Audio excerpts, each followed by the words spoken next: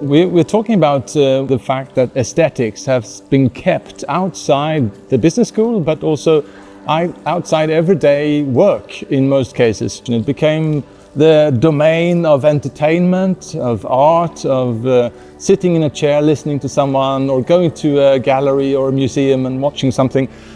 Aesthetics is my proposal, needs to come into business school education, needs to come into businesses, because Scandinavia and Europe has to become relevant in this particular way, to do more meaningful things for people, things that last longer and add to their existential sustainability.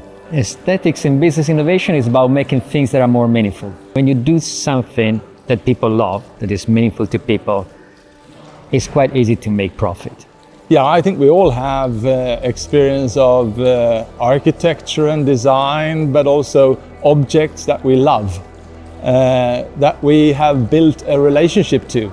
And when we try to answer how come you have built a relationship to it, it's difficult to avoid this whole area of aesthetics. There is some kind of love. It can be tactile, the way it feels in my hands, or it can be the way it looks, or who gave it to me. All of these are affective relationships to the object.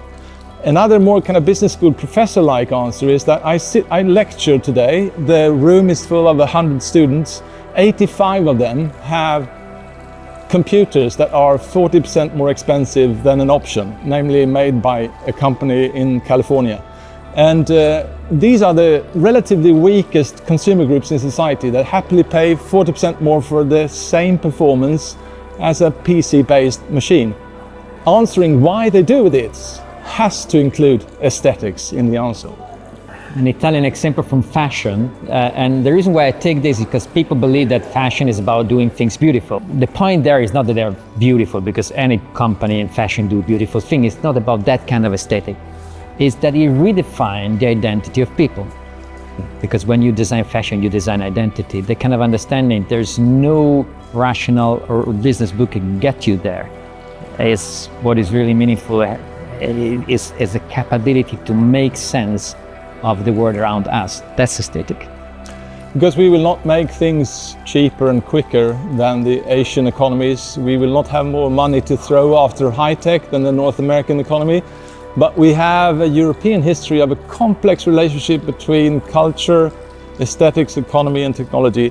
We've always built houses and cars too ambitious than they actually need functionally. We have dressed, we have invented perfumes, we have excelled in fashion and so on. In there somewhere is what will make the rest of the world still interested in this 9% or less of the global population in the future. Why would we trade, do business and visit Europe as this little pond in a big sea that has to claim and invent its relevance to the rest of the world? I think aesthetics is one key element of that.